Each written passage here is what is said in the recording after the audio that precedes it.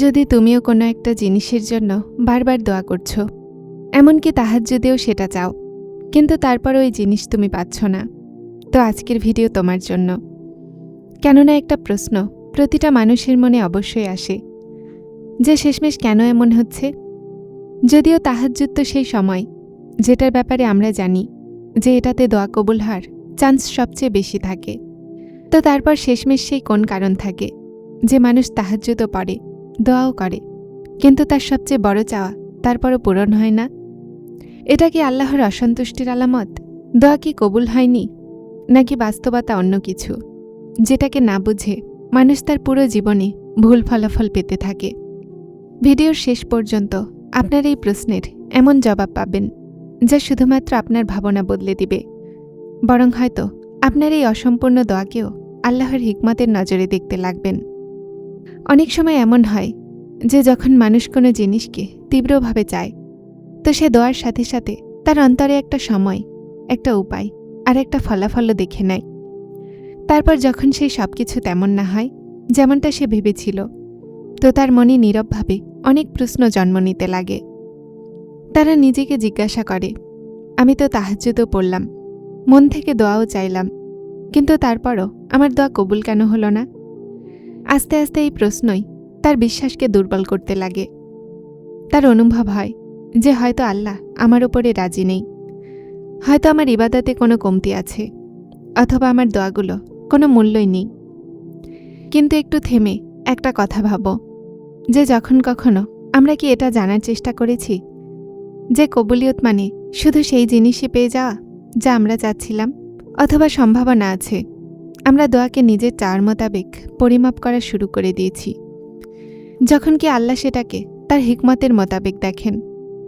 এটাই ওই মাকাম যেখানে অনেক মানুষেরা ফলাফল বের করে নেয়, কিন্তু কোরআন একটা এমন বাস্তবতা বয়ান করে যা এই পুরো ধারণাকে গোড়া থেকে বদলে দেয়। আর যখন সেই বাস্তবতা বুঝে আসে, তো মানুষ তার সব অসম্পূর্ণ দোয়াকেও আগের মতো নজরে দেখে না। এখানে একটা বাস্তবতা বোঝা খুব জরুরি। আমরা অনেক সময় দোয়াকে শুধুমাত্র একটা নিয়মে দেখি, যদি সেই জিনিস পেয়ে গেলাম তো দোয়া কবুল হলো, আর যদি না পাই তো হয়তো দোয়া কবুল হয়নি। কিন্তু আল্লাহর রহমত এই ভাবনার চেয়ে অনেক গুণ বড়।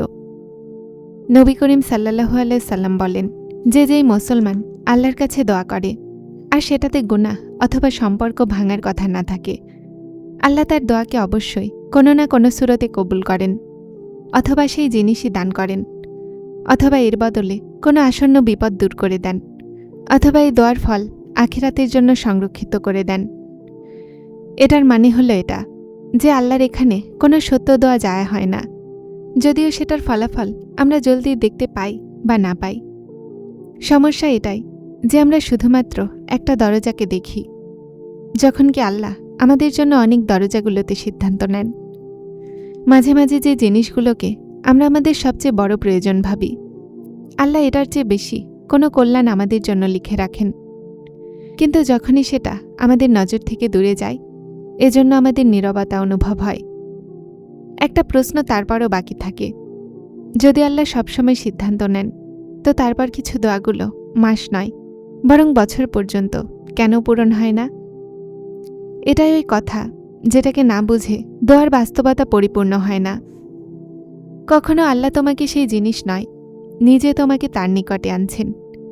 কখনো এই দিকেও ভাবো, যদি তুমি যেটাই চাও সেটা প্রতিবার জলদি পেয়ে যাও, তো কি আগের মতো অস্থির হয়ে তাহাজ্জুদে উঠবে? এতটাই ভালোবাসা নিয়ে কি তাহাজ্জুদে হাত তুলবে?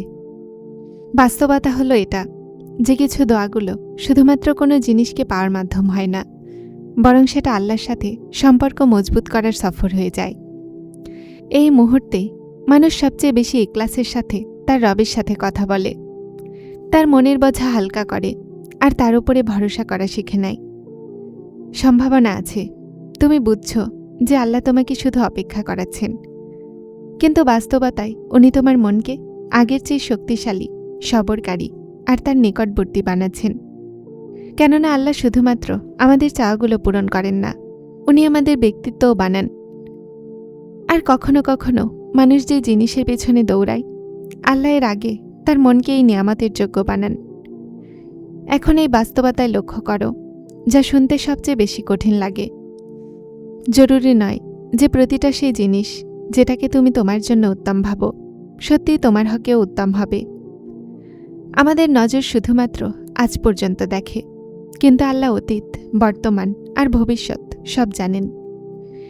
এজন্যই কোরআনে আল্লাহ তাআলা বলেন, সম্ভাবনা আছে তুমি কোনো জিনিসকে পছন্দ করো, সেটা তোমার জন্য অকল্যাণকর, আর সম্ভাবনা আছে তুমি কোনো জিনিসকে অপছন্দ করো, কিন্তু সেটাই তোমার জন্য কল্যাণকর। আর আল্লাহ জানেন, তুমি জানো না। আল্লাহর সিদ্ধান্তের সবরের মাধ্যমে অপেক্ষা করা কঠিন হয়।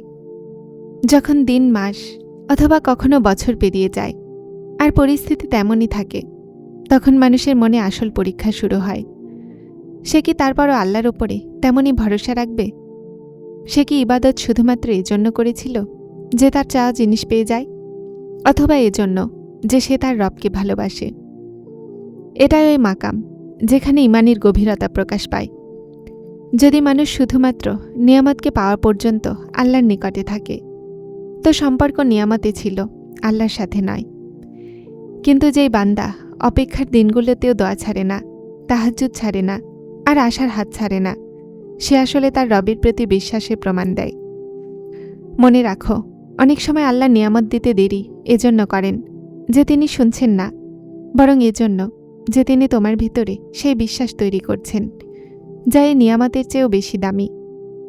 সেই দিনগুলো যেটাতে আশা জীবন্ত থাকে, যদি আজও তোমার মন সব বিপদের পরে আল্লাহর দিকেই ফিরে যায়, যদি হতাশার পরেও তোমার হাত দোয়ার জন্য উঠে যায়, যদি কখনো রাতের শেষ প্রহরে চোখ খুলে যায় আর মন চায় যে নিজের রবের সাথে কথা বলি, তো এই নিয়ামতগুলোকে সামান্য ভেবো না।